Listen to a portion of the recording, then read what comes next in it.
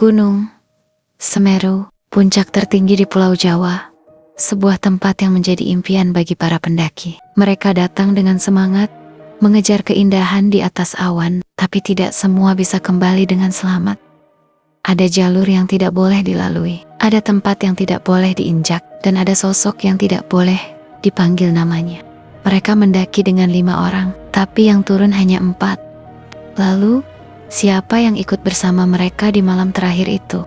Kisah ini bukan sekadar cerita. Ini adalah peringatan bagi mereka yang ingin menantang batas. Bagi mereka yang ingin mendaki ke tempat yang seharusnya tetap tersembunyi. Jika kau berani mendengar kisah ini sampai akhir, tekan subscribe sekarang. Jangan biarkan kisah ini hanya berakhir di sini. Sebelum sesuatu mengikutimu lebih dulu, cepat sebelum terlambat.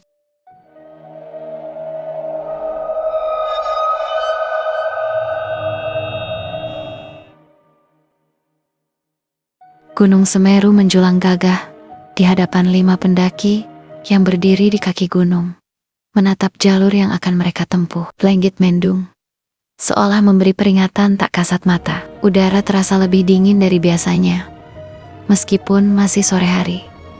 Apa kita benar-benar akan lanjut? Tanya Raka, pria berusia 27 tahun yang dikenal paling skeptis di antara mereka. Tatapannya beralih dari jalur pendakian ke teman-temannya, mencari jawaban di wajah mereka. Dika, sang pemimpin kelompok, menepuk bahunya. Santai saja, Ra. Ini cuma gunung, bukan dunia lain. Sita, satu-satunya perempuan dalam kelompok itu, terkikik. Kalau takut, mending pulang aja. Kita kan sudah jauh-jauh ke sini. Jono, pria bertubuh besar yang selalu ceria, menambahkan, lagian, ini kan perjalanan terakhir kita sebelum sibuk kerja masing-masing. Momen terbaik buat ngelawan rasa takut kan? Raka menghela napas panjang. Bukan gunungnya yang ia takutkan, tapi sejak pagi tadi, ia merasa ada sesuatu yang salah. Seperti ada mata tak terlihat yang mengawasi mereka. Namun, ia menepis pikirannya. Oke, ayo jalan, katanya akhirnya.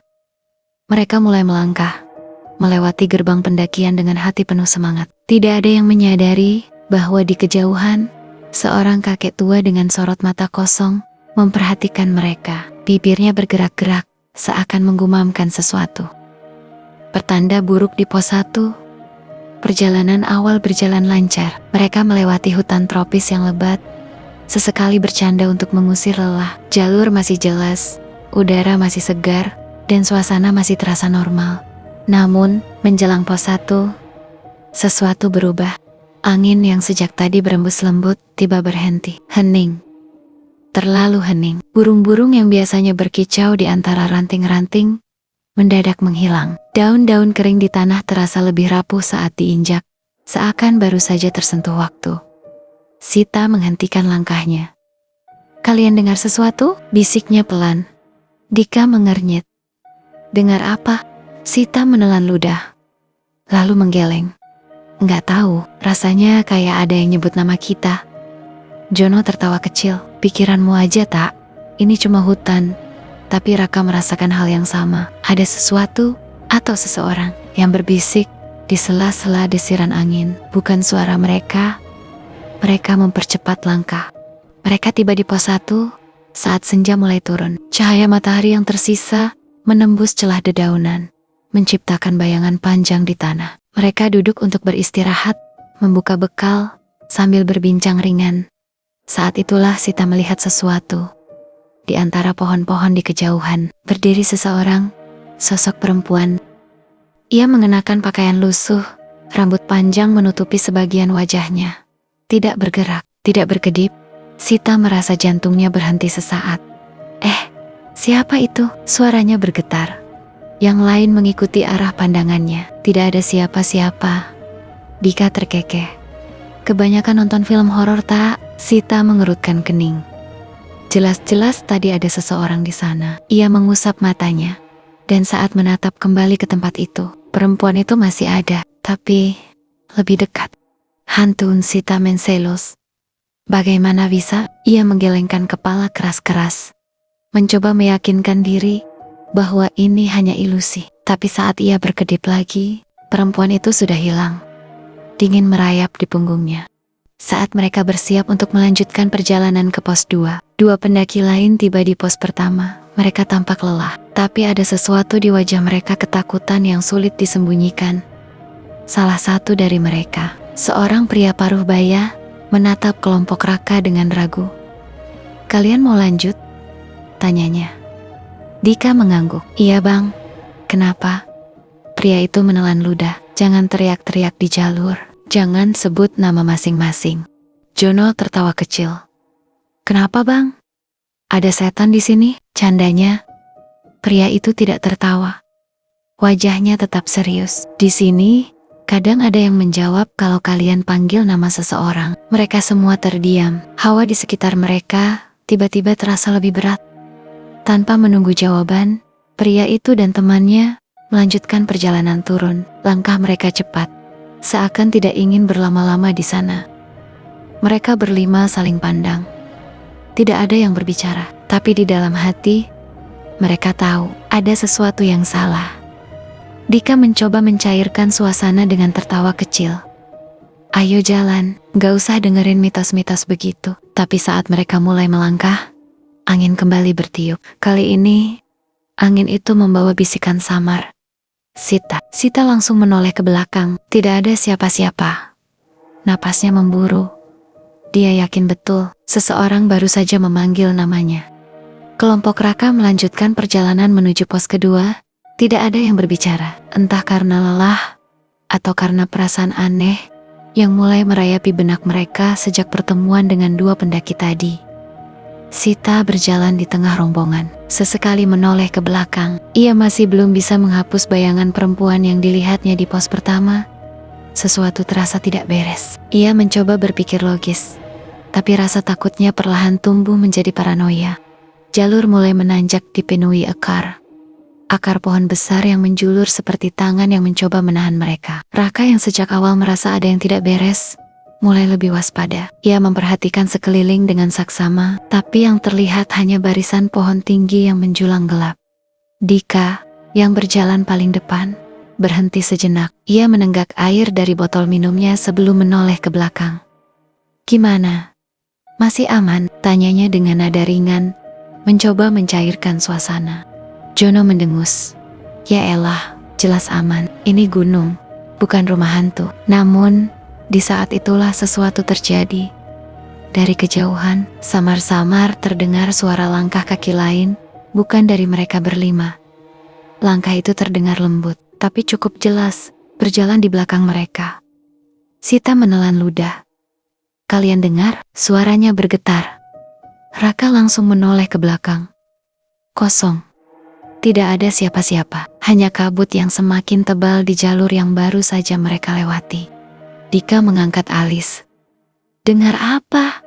Sita menggeleng cepat. Ia takut dikira berhalusinasi lagi. Tapi, di dalam hatinya, ia yakin ada seseorang yang mengikuti mereka. Perjalanan menuju pos 2, mereka mempercepat langkah. Pos 2 tidak terlalu jauh, tapi jalanan mulai terasa berat. Hutan semakin rapat, dan suara-suara aneh mulai terdengar. Kadang seperti ranting yang patah, kadang seperti bisikan samar. "Udara di sini aneh." "Ya," gumam Raka. "Biasa aja," jawab Dika, meski suaranya terdengar agak kaku. Namun, mereka semua merasakan hal yang sama. Udara yang tadinya dingin kini terasa lebih pengap, seperti ada sesuatu yang tak kasat mata tengah menekan mereka dari segala arah. Dan tiba-tiba, langkah kaki itu terdengar lagi. Lebih dekat, lebih berat. Mereka langsung berhenti. Mata mereka saling bertemu dalam ketakutan yang mulai tak bisa disembunyikan. Sita menutup mulutnya dengan tangan, berusaha menahan napasnya yang memburu. Dika memberanikan diri menoleh ke belakang. "Halo, ada orang." Suaranya terdengar lebih lemah dari biasanya. Sunyi. Tidak ada jawaban. Namun, sesuatu bergerak di dalam kabut. Bayangan hitam samar, tampak berdiri di antara pepohonan, tidak bergerak, hanya berdiri. Jantung Sita mencelos. "Harus cepat," bisiknya. Tanpa menunggu lebih lama, mereka langsung melangkah lagi. Kali ini lebih cepat, tidak ada yang ingin menoleh ke belakang. Tapi saat mereka semakin mendekati pos 2, suara itu kembali terdengar. Kali ini bukan hanya langkah kaki, tapi suara napas. Berat, dekat, seperti ada yang mengikuti mereka dari belakang. Setelah perjalanan yang terasa seperti seumur hidup, akhirnya mereka tiba di pos 2. Tempat itu lebih terbuka, dengan beberapa pohon besar mengelilingi tanah lapang yang digunakan sebagai tempat berkemah. Ada beberapa tenda lain yang sudah berdiri, tapi suasana terasa sepi. Terlalu sepi. Jono langsung menjatuhkan ranselnya. Gue capek banget. Asli. Dika mengusap wajahnya yang berkeringat. Ayo cepat pasang tenda. Kita istirahat. Mereka segera membangun tenda, mencoba mengalihkan pikiran dari hal-hal aneh yang terjadi di sepanjang jalur. Tak lama kemudian, tenda berdiri, dan mereka duduk melingkar di depan lampu tenda yang menyala redup. Suasana mulai sedikit mencair saat mereka mulai berbincang ringan. Namun, Sita tetap tidak bisa menghilangkan rasa gelisahnya. Dan kegelisahannya terbukti benar. Saat mereka sedang makan, Raka tiba-tiba terdiam. Matanya memandang lurus ke salah satu tenda yang tidak jauh dari mereka. Dika menyadari ekspresi aneh itu. Rak, lo kenapa? Raka tidak menjawab. Tangannya gemetar. Ia melihat sesuatu. Di dalam tenda yang tertutup rapat itu, terlihat jelas bayangan seseorang sedang duduk diam. Seseorang dengan rambut panjang, dan matanya menatap ke arah mereka. Jantung Raka hampir berhenti. Ia mencoba berkedip, berharap itu hanya ilusi. Tapi, saat ia membuka matanya lagi, bayangan itu sudah tidak ada. Ia langsung berdiri, wajahnya pucat. Kita harus pergi dari sini, katanya dengan suara bergetar. Jono mengernyit. Hah? Lo kenapa sih? Namun, sebelum Raka sempat menjawab, suara tawa kecil tiba-tiba terdengar dari dalam hutan. Bukan suara manusia. Bukan suara yang seharusnya ada di gunung ini. Sita langsung menutup telinganya. Tolong, jangan bercanda. Tapi mereka tahu, itu bukan suara siapapun di antara mereka. Dan saat mereka menoleh ke arah hutan, mereka melihatnya. Sosok perempuan berambut panjang, berdiri di antara pepohonan, tersenyum lebar, dengan mata hitam pekat, menatap lurus ke arah mereka. Dika, Roka, Sita, Jono, dan Aldo masih duduk melingkar di depan tenda. Wajah mereka tegang, napas mereka masih terengah-engah setelah kejadian tadi. Sosok perempuan itu, mereka semua melihatnya. Berdiri di tepi hutan, tersenyum, senyum yang tidak manusiawi.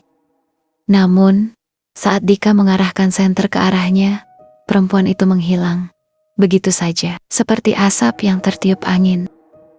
Tidak ada yang berbicara setelah itu, hanya suara detak jantung mereka yang terasa semakin keras. Sita memeluk lututnya, tubuhnya gemetar. Kalian juga lihat kan, suaranya hampir berbisik. Jono menelan ludah. Itu bukan manusia. Tidak ada yang membantah, mereka semua tahu. Setelah beberapa saat terdiam, Dika mencoba mengendalikan situasi. Oke, dengar, kita tetap tenang. Mungkin kita cuma kecapekan, efek kabut, atau bayangan pohon. Raka menatapnya tajam. Lo beneran mikir itu cuma bayangan? Dika menghela napas. Kita nggak bisa langsung percaya hal-hal kayak gini. Jangan biarkan ketakutan kita mengontrol keadaan. Aldo mengangguk setuju. Setuju. Mending kita istirahat. Besok kita masih harus lanjut naik. Meskipun berat, mereka akhirnya masuk ke dalam tenda masing-masing. Mereka memutuskan untuk tetap tidur dalam satu tenda besar, agar tidak terpisah. Di dalam tenda hanya ada kesunyian, tapi kesunyian yang salah. Sita tidak bisa tidur. Ada sesuatu yang mengganggu pikirannya. Bukan hanya perasaan takut, tapi juga perasaan diawasi. Ia menarik napas dalam-dalam, mencoba meyakinkan diri bahwa semuanya baik-baik saja. Tapi saat ia mulai memejamkan mata, Sita, matanya langsung terbuka lebar. Seseorang baru saja memanggil namanya. Ia menoleh ke sekeliling. Teman-temannya sudah tertidur. Dika di sebelahnya mendengkur pelan. Sita menelan ludah. Mungkin hanya halusinasi. Tapi kemudian, Sita bangun. Lebih jelas, lebih dekat. Telinganya berdiri. Napasnya memburu. Itu bukan suara Dika. Bukan suara siapapun di dalam tenda ini. Perlahan, tangannya meraba-raba ponsel di sampingnya dan menyalakan senter. Cahayanya menyorot ke bagian dalam tenda. Kosong. Tapi saat ia mengarahkan senter ke pintu tenda, jantungnya hampir berhenti. Ada jejak tangan di kain tenda. Tangan pucat, kurus. Dan itu mulai bergerak. Sita menahan jeritannya.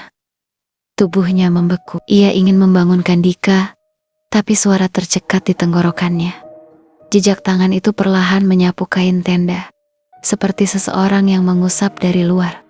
Dan kemudian, pintu tenda bergerak. Sita langsung memejamkan mata dan menutup mulutnya. Ia tidak ingin melihat. Ia tidak ingin tahu apa yang ada di luar. Hening. Lalu, Sita, suara itu berbisik tepat di telinganya. Sita menjerit. Dika, Jono, Aldo, dan Raka langsung terbangun. Dika meraih senter dan mengarahkannya ke wajah Sita. Sita, lo kenapa? Sita terisak. Ada yang di luar, Raka. Yang sejak awal sudah merasa ada yang salah. Langsung meraih pisau lipatnya dan merangkak keluar tenda. Yang lain mengikutinya. Meski takut, saat mereka keluar, tidak ada siapa-siapa. Hanya hutan sunyi yang menyelimuti mereka. Hanya udara dingin yang terasa semakin menusuk tulang. Tapi saat Dika mengarahkan senter ke tanah di depan tenda, jantung mereka mencelos. Ada jejak kaki kecil menuju tenda mereka. Dan jejak itu berhenti tepat di depan pintu tenda. Tidak ada jejak yang kembali ke hutan. Seolah-olah makhluk itu masih ada di sana. Mereka semua merasakan hal yang sama. Sesuatu sedang mempermainkan mereka. Tiba-tiba, angin bertiup lebih kencang. Daun-daun berterbangan. Dan saat itu, mereka melihatnya. Sosok perempuan itu berdiri di sisi lain lapangan, tidak jauh dari tenda mereka. Rambutnya panjang, menutupi wajahnya. Tubuhnya membungkuk sedikit, seperti mayat yang tidak mampu berdiri tegak. Tapi yang paling menyeramkan adalah ia bergerak dengan cara yang salah. Gerakannya patah-patah, kejang, tidak seperti manusia. Sita mulai menangis. Itu dia, itu yang tadi. Dika mundur perlahan. Jangan panik, jangan lihat matanya. Tapi Jono tidak bisa menahan ketakutannya. Kita harus pergi dari sini. Saat Jono berbalik untuk lari, sosok itu bergerak. Dalam sekejap, ia sudah lebih dekat. Terlalu cepat, tidak masuk akal. Sita menjerit. Aldo langsung menarik tubuhnya ke belakang. Dika berusaha menahan Jono yang hampir berlari ke dalam hutan. Raka, yang selama ini diam, akhirnya berkata, "Jangan terpisah, jangan lari." Tapi telat. Jono sudah berlari ke arah hutan, ke dalam kegelapan, ke tempat yang tidak seharusnya ia tuju. Mereka hanya bisa melihat bayangannya menghilang di antara pepohonan. Dan saat itu, mereka mendengar sesuatu yang membuat darah mereka membeku. Tawa. Bukan tawa manusia. Bukan tawa yang seharusnya terdengar di gunung ini. Tawa itu datang dari dalam hutan. Dan setelah itu, Jono berteriak. Raka, Dika, Sita, dan Aldo berdiri mematung di depan tenda. Napas mereka memburu. Jono telah menghilang ke dalam hutan. Jeritannya tadi menggema begitu kuat, tapi kemudian terputus, seolah-olah seseorang menariknya ke dalam kegelapan dan membungkamnya. Sita mulai menangis. Kita harus cari dia. Raka berusaha tetap tenang, meskipun tubuhnya gemetar. Kita nggak bisa gegabah. Kalau kita asal masuk hutan, kita juga bisa hilang. Dika mengepalkan tangan. Lalu kita diam saja. Jono ada di luar sana. Bisa saja dia terluka. Aldo menoleh ke arah hutan yang pekat. Ia menggigit bibirnya, seolah sedang menimbang sesuatu. Gue setuju cari dia. Tapi jangan terpencar. Kita pakai senter dan tetap dekat satu sama lain. Semua mengangguk, meskipun ketakutan jelas tergambar di wajah mereka. Mereka melangkah ke dalam hutan. Hutan di malam hari terasa seperti dunia yang berbeda. Setiap pohon tampak lebih besar, lebih gelap, dan lebih menyeramkan. Cahaya senter mereka bergetar di tangan yang berkeringat. Jono, Dika memanggil. Suaranya parau. Tidak ada jawaban. Sita terus menoleh ke belakang. Ia merasa seperti ada yang mengikuti mereka. Kita harus tetap di jalur, bisik Raka. Kalau kita tersesat, crack. Mereka semua membeku. Seseorang atau sesuatu melangkah di belakang mereka. Aldo mengarahkan senter ke arah suara. Cahaya putih menyapu batang-batang pohon. Tidak ada siapa-siapa. Sita mulai gemetar. Aku gak mau di sini. Dika menenangkan. Meskipun ia sendiri ketakutan. Santai. Itu mungkin binatang. Tapi mereka semua tahu, tidak ada binatang yang mengikuti manusia seperti ini. Lalu, tolong, semua menoleh cepat. Suaranya pelan, seperti bisikan yang terbawa angin. Tapi mereka tahu betul suara itu. Suara Jono. Mereka langsung berlari ke arah suara. Cahaya senter mereka memantul di antara pepohonan. Dan akhirnya, mereka menemukannya. Jono. Berdiri di tengah hutan, membelakangi mereka. Tubuhnya diam, kaku. Tangannya tergantung lemas di sisi tubuhnya. Jono, teriak Raka. Tapi Jono tidak bergerak. Aldo mendekatinya perlahan. John, lo gak apa-apa. Sita menggenggam lengan Dika erat. Ada yang aneh, Aldo mendekot. Lalu menepuk pundak Jono. Dan saat itu, Jono berbalik. Matanya kosong. Wajahnya pucat, mulutnya setengah terbuka. Seperti ingin berbicara, tapi tidak bisa. Dan kemudian, dia tersenyum. Bukan senyum Jono. Senyum itu terlalu lebar. Senyum itu bukan miliknya. Sita berteriak dan mundur ke belakang. Itu bukan Jono. Dika membeku. Jono, lo gak apa-apa. Jono hanya berdiri diam. Tapi tiba-tiba, dari dalam tenggorokannya terdengar suara tawa kecil. Suara itu bukan suaranya. Perlahan, Jono mengangkat tangannya ke arah Sita. Jemarinya bergerak seperti seseorang yang ingin meraih sesuatu. Sita mundur ketakutan. Apa yang lo lakuin, John? Bisik Raka. Jono melangkah maju. Gerakannya kaku. Seperti boneka yang digerakkan dengan kasar. Matanya tidak berkedip. Dan saat itu, mereka menyadari sesuatu. Jono tidak memiliki bayangan. Aldo tersentak, lari. Tapi sebelum mereka bisa bergerak, Jono berlari ke arah mereka. Mereka langsung berhamburan. Dika menarik tangan Sita. Sementara Raka dan Aldo berusaha menghindari Jono. Jono berlari dengan kecepatan yang tidak wajar. Gerakannya tidak alami.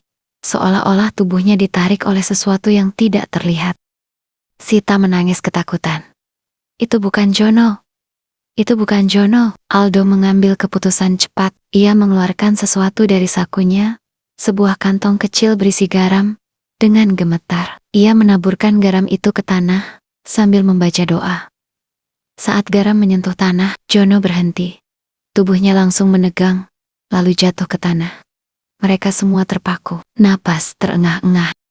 Jono kini tergeletak tak bergerak. Tapi matanya masih terbuka, menatap mereka dengan kosong. Raka mencoba mendekatinya. Ia menyentuh pundak Jono. John. Jono berkedip, lalu matanya kembali normal. Ia mengerjap bingung. Gue? Di mana? Sita langsung menangis. Jono, lo balik? Jono tidak mengerti apa yang terjadi. Yang ia ingat hanyalah suara yang memanggilnya dari dalam hutan. Mereka akhirnya membawa Jono kembali ke tenda. Tidak ada yang mau tinggal lebih lama di luar. Saat mereka masuk ke dalam tenda dan menutup resletingnya rapat-rapat, tidak ada yang berbicara. Semua masih memproses apa yang baru saja terjadi.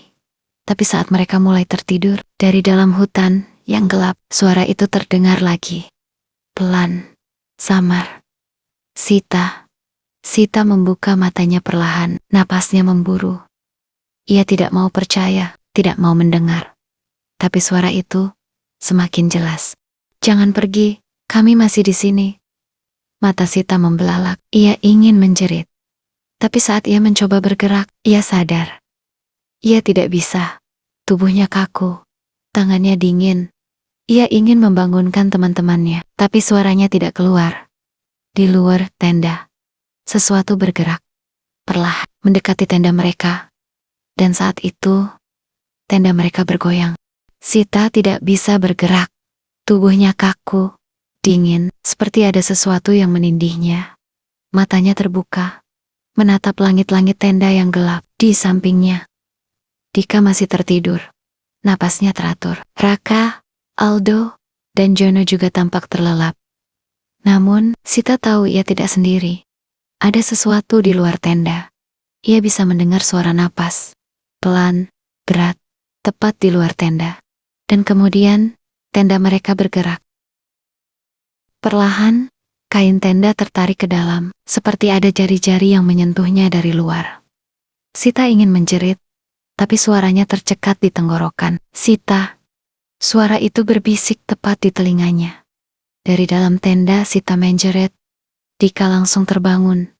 Apa? Ada apa? Sita terengah-engah.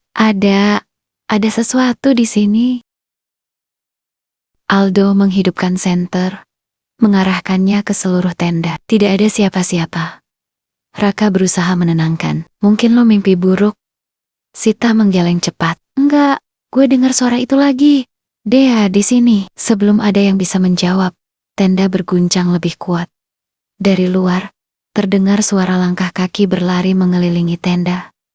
Dika langsung meraih pisau lipatnya. Aldo menggenggam kantong garam erat-erat. Jono menelan ludah. Mereka masih di sini.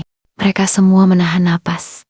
Dan saat itu, tenda tiba-tiba mengempis, seperti ada yang menindih dari atas. Suasana menjadi kacau. Semua berteriak. Dika langsung merobek bagian samping tenda dengan pisaunya. Keluar! Mereka semua berhamburan keluar. Namun, saat mereka mengangkat kepala, mereka membeku. Mereka tidak lagi sendirian. Di sekitar tenda, berdiri puluhan sosok. Mereka adalah bayangan manusia. Tubuh kurus kering dengan wajah pucat. Mata mereka kosong, gelap, seperti lubang tanpa dasar. Mereka diam, tidak bergerak. Namun, ada satu yang berbeda. Perempuan itu, dia berdiri di antara mereka, tersenyum, senyum yang tidak wajar. Sita menutup mulutnya.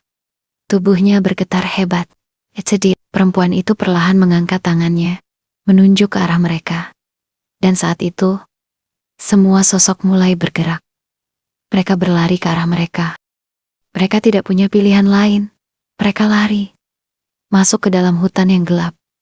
Cahaya senter bergoyang liar, menyapu batang-batang pohon. Nafas mereka terengah-engah. Namun, suara langkah-langkah di belakang mereka tidak berhenti. Makhluk-makhluk itu masih mengejar. Jangan lihat ke belakang, teriak Aldo. Tapi Sita tidak bisa menahan diri. Ia menoleh. Dan apa yang ia lihat membuat darahnya membeku. Sosok-sosok itu tidak berlari seperti manusia. Mereka melayang.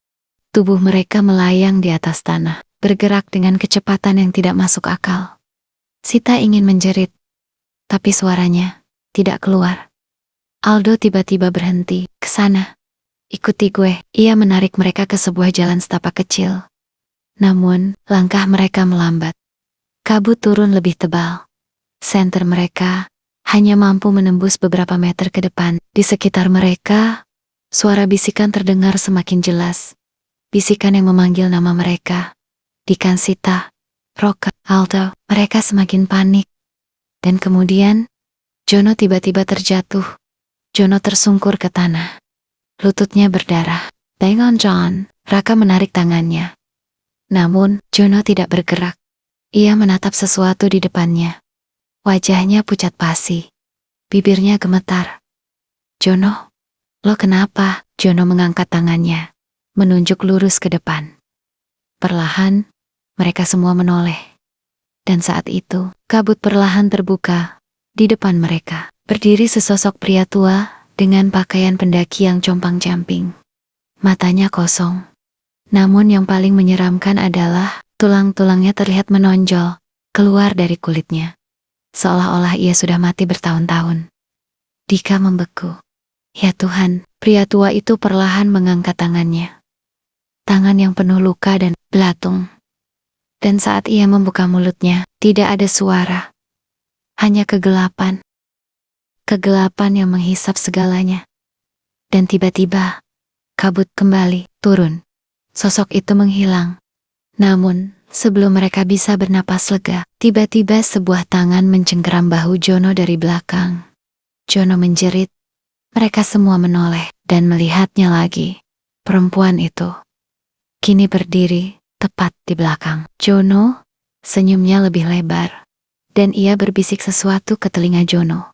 Sesuatu yang membuat wajah Jono langsung memucat, dan ia langsung pingsan. Mereka semua panik. Dika dan Raka langsung mengangkat tubuh Jono yang tidak sadarkan diri. Sita menangis ketakutan. Apa yang dia bisikan ke Jono? Aldo menggertakkan giginya. Gue nggak mau tahu. Kita harus keluar dari sini. Mereka bergegas pergi. Namun sebelum meninggalkan tempat itu, Sita menoleh ke belakang untuk terakhir kalinya. Dan di antara kabut, ia melihat perempuan itu masih berdiri di sana. Tidak bergerak, tidak mengejar. Hanya menatap mereka. Dan saat kabut semakin menutup pandangan, Sita mendengar sesuatu yang membuat tubuhnya membeku. Perempuan itu tertawa. Pelan. Menyeramkan. Seolah-olah ia tahu, permainan ini belum selesai. Jono tidak sadarkan diri. Tubuhnya terasa dingin saat Dika dan Raka mengangkatnya, berusaha menyeretnya menjauh dari tempat mengerikan itu. Namun, mereka tahu, mereka belum benar-benar selamat. Sosok perempuan itu masih ada di sana. Sita sesekali menoleh ke belakang. Bayangan kabur dari perempuan bergaun putih itu semakin jauh. Namun, entah kenapa, senyumannya semakin terasa dekat. Aldo meremas kantong garam di tangannya. Kita harus cari tempat aman buat nunggu pagi. Jangan berhenti di sini. Namun, baru saja ia mengucapkan itu, Jono tiba-tiba terbangun. Matanya terbuka. Namun, bukan tatapan manusia yang mereka lihat. Matanya kosong. Hitam sepenuhnya. Sita terlonjak. Jono. Jono menoleh perlahan ke arah mereka. Don kemudian, ia tersenyum. Senyuman itu bukan miliknya. Dia sudah datang, bisiknya dengan suara yang bukan suaranya. Lalu, Jono tertawa. Mimpi buruk yang nyata. Dika langsung mundur. Apa-apaan ini? Raka mengguncang bahu Jono. Bangun Jon. Sadar. Namun, Jono hanya menatapnya dengan mata hitamnya yang kosong. Senyumnya semakin melebar. Hampir tidak wajar bagi wajah manusia. Dan saat itu, ia berlari ke arah hutan. Astagfirullah, Jono. Mereka semua langsung mengejarnya. Langkah Jono tidak seperti manusia biasa. Ia berlari dengan kecepatan yang tidak masuk akal, melayang di antara pepohonan, seolah-olah bukan lagi dirinya yang mengendalikan tubuhnya. Sita menangis ketakutan. Kita nggak bisa kejar dia. Ini bukan Jono lagi. Aldo menggertakkan giginya. Kita nggak bisa ninggalin dia. Mereka terus berlari, hingga akhirnya Jono menghilang. Lenyap begitu saja di tengah kabut. Hanya ada keheningan. Dan kemudian, terdengar suara langkah kaki di belakang mereka. Perlahan, mereka menoleh. Dan apa yang mereka lihat membuat darah mereka membeku. Di hadapan mereka, di antara pepohonan yang gelap, terbuka sebuah celah, sebuah lubang besar di tengah udara. Di baliknya, terlihat sesuatu yang tidak seharusnya ada di dunia ini. Langitnya merah gelap, seperti terbakar. Pohon-pohon melayang di udara. Akar-akarnya berpilin seperti ular. Tanahnya penuh dengan tulang belulang. Dan di dalamnya, Jono berdiri di sana, tersenyum. Namun yang lebih menyeramkan adalah, bukan hanya Jono di sana. Di belakangnya, berbaris puluhan sosok lain. Mereka adalah pendaki-pendaki yang hilang. Matanya kosong. Wajahnya penuh luka. Mulut mereka terbuka, namun tidak ada suara yang keluar. Sita menutup mulutnya, menangis ketakutan. Ya Tuhan, dan saat itu, perempuan itu muncul. Dia berjalan perlahan, muncul dari balik bayangan. Gaunnya melayang seperti kabut, matanya hitam kelam. Senyumannya masih sama. Perlahan, ia mengangkat tangannya, menunjuk ke arah mereka. Dan saat itu, tanah di bawah kaki mereka mulai runtuh. Tanah di sekitar mereka mulai hancur. Sita menjerit, kita harus pergi. Namun, sesuatu yang mengerikan terjadi. Udara di sekitar mereka mulai berputar. Kabut semakin pekat, menciptakan pusaran yang menyedot mereka ke arah lubang itu. Dika mencengkeram tangan Sita erat-erat. Jangan sampai jatuh. Aldo berusaha meraih Raka. namun angin terlalu kuat. Dan saat itu, sebuah tangan mencengkeram pergelangan kaki Sita. Ia menoleh ke bawah dan melihatnya. Sosok pendaki yang membusuk. Tangannya penuh luka, matanya tanpa bola mata. Dan ia tersenyum. Sita menjerit. "Tolong!" Dika menariknya sekuat tenaga. Aldo menggenggam tali ransel Sita, berusaha menariknya kembali. Namun, kekuatan di bawah mereka terlalu kuat. Tanah semakin retak, pohon-pohon tumbang, dan kemudian Sita terlepas. Ia jatuh. Sita merasakan tubuhnya terjatuh ke dalam kehampaan. Udara dingin menyelimuti tubuhnya. Semua terasa begitu lambat.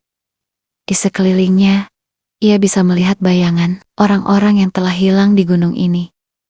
Beberapa di antaranya tersenyum padanya. Sita ingin berteriak, tapi suaranya tidak keluar. Matanya semakin berat. Kesadarannya mulai hilang. Dan sebelum semuanya menjadi gelap, sebuah tangan menariknya. Seseorang memegangnya erat-erat. Seseorang yang masih hidup. Dika. Ia berusaha menarik Sita kembali, berjuang melawan kekuatan tak kasat mata yang berusaha menelan mereka. "Sita, buka matamu." Suara Dika terdengar semakin jauh. Dan perlahan, kegelapan menyelimuti Sita. Sita tidak sadarkan diri. Ia merasa tubuhnya melayang dalam kehampaan. Tidak ada suara, tidak ada cahaya, hanya kegelapan yang terus menariknya ke dalam. Di sekelilingnya, terdengar suara-suara samar.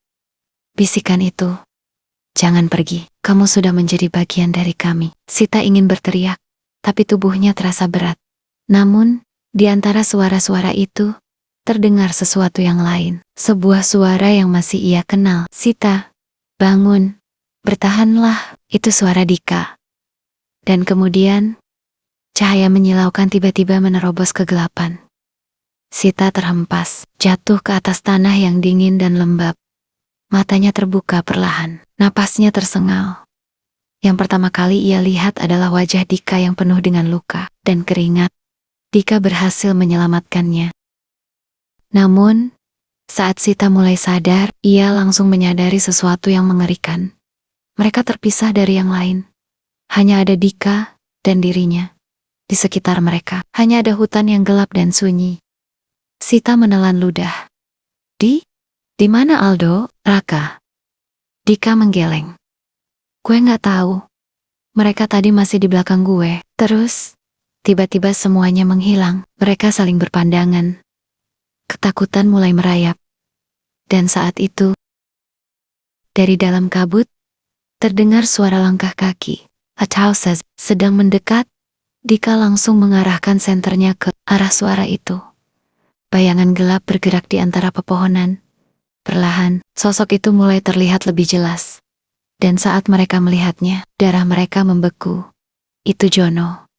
Namun, bukan Jono yang mereka kenal. Wajahnya lebih pucat dari sebelumnya. Bibirnya membiru, matanya masih hitam, kosong tanpa ekspresi. Dan yang paling menyeramkan, ia tersenyum lebar. Sita menutup mulutnya, menahan jeritan. Itu bukan Jono lagi. Dika mundur perlahan, menarik Sita bersamanya. "Jangan bergerak, jangan bersuara." Namun, Jono terus mendekat. Langkahnya lambat, namun pasti. Kemudian, ia berbicara dengan suara yang bukan suara manusia. "Kalian, milik kami." Dan saat itu, ia berlari ke arah mereka. Dika dan Sita langsung berbalik dan berlari sekuat tenaga. Di belakang mereka, langkah kaki Jono terdengar begitu cepat, seperti tidak menyentuh tanah. Sita menahan tangis. "Dika, kita nggak akan bisa kabur." Dika tidak menjawab, ia terus menarik tangan Sita, mencoba mencari jalan keluar. Namun, hutan ini terus berubah. Pohon-pohon seolah bergerak, jalur yang mereka lalui, tiba-tiba tertutup akar dan ranting. Mereka seperti terjebak dalam labirin yang tak berujung. Lalu, dari kejauhan, mereka melihat sesuatu, cahaya kecil, seperti lentera yang berayun di udara. Harapan mulai muncul di mata mereka. "Ayo ke sana." Dika berlari lebih cepat.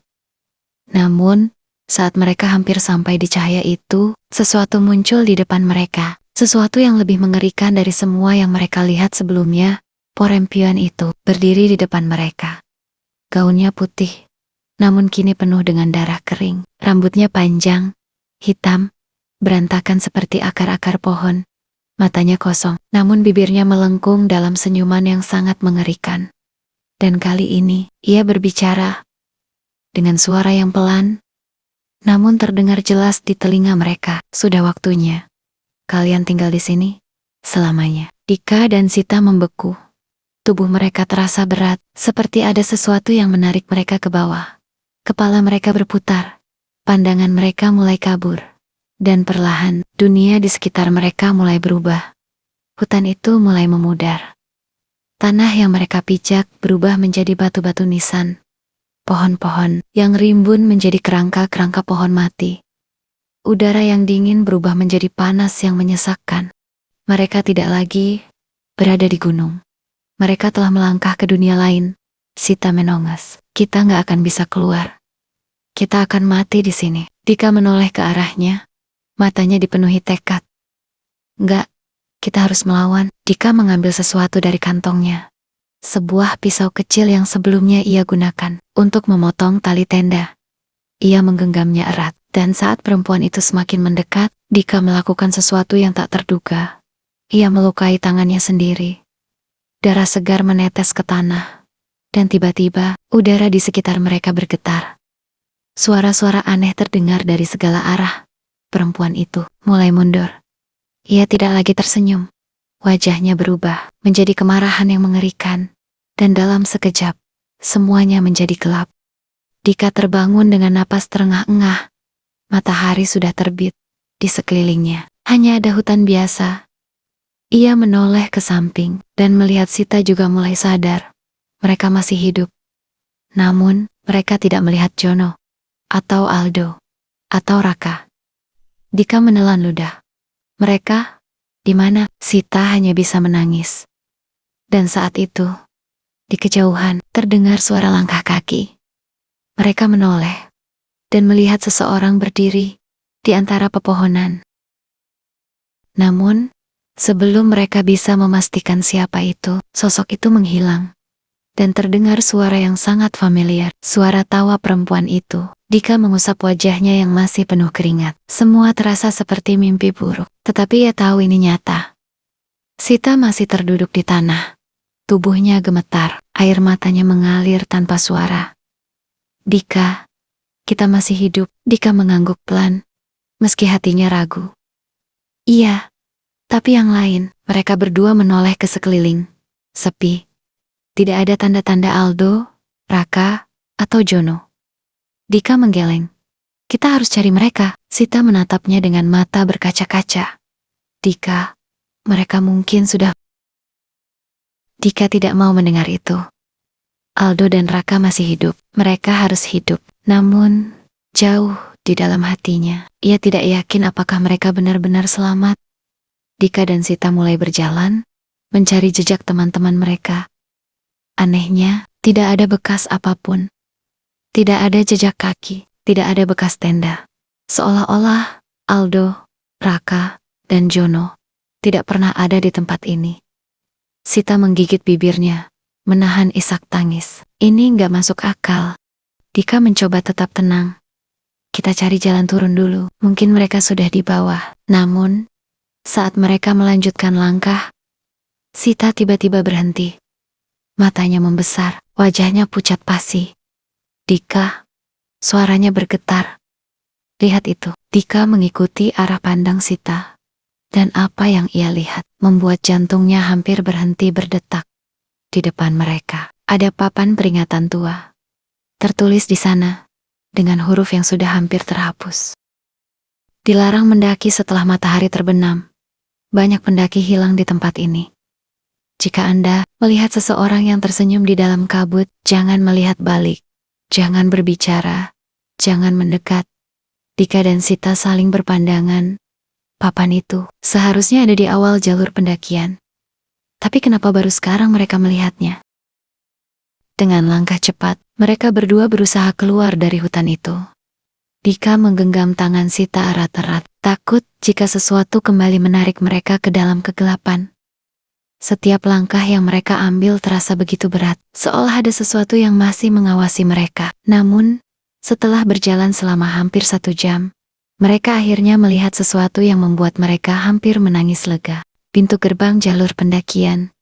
Mereka berhasil sampai ke pos peristirahatan. Namun, saat mereka mendekati pos tersebut, mereka menyadari sesuatu yang membuat bulu kuduk mereka meremang. Petugas yang berjaga di pos menatap mereka dengan ekspresi ketakutan. Seorang petugas, seorang pria tua dengan wajah penuh kerutan, langsung mendekati mereka. Kalian dari mana?" Suaranya penuh ketegangan. Dika terengah-engah, "Kami mendaki sejak kemarin. Tapi teman-teman kami hilang. Ada 3 orang lagi yang harusnya bersama kami." Pria tua itu menatap mereka dengan wajah yang semakin pucat. "Kalian mendaki kemarin malam?" Sita mengangguk. "Ya, kami tersesat." Lalu, belum selesai Sita berbicara, pria itu langsung menggeleng keras. "Tidak mungkin. Tidak ada yang mendaki kemarin malam." Dika mengerutkan kening. "Maksud Bapak?" Pria tua itu menarik napas panjang. Suaranya bergetar. "Gunung ini sudah ditutup selama seminggu terakhir." Dika dan Sita langsung membeku. Tidak ada pendaki yang naik sejak 7 hari lalu. Sita menutup mulutnya, menahan tangis. Tapi kami ada di sana semalam." Kami Pria tua itu menggeleng lagi. Banyak yang bilang begitu, banyak yang mendengar suara orang memanggil dari atas. Banyak yang melihat bayangan di antara pohon. Tapi saat tim pencarian naik, tidak pernah ada siapapun di sana. Sita mulai menangis. Dika hanya bisa berdiri di tempatnya. Tubuhnya lemas. Jika gunung ini sudah ditutup selama seminggu, lalu siapa yang mereka lihat semalam? Dan apakah mereka benar-benar selamat? Dika dan Sita akhirnya dievakuasi dan dibawa turun ke desa terdekat. Namun, meskipun mereka telah kembali ke tempat yang aman, ada sesuatu yang terus menghantui mereka. Mereka masih bisa mendengar bisikan itu. Terkadang, saat mereka sedang sendiri, mereka bisa merasakan sesuatu mengawasi mereka. Dan yang paling menyeramkan adalah, setiap kali mereka menatap ke cermin, kadang-kadang, di pantulan di belakang mereka,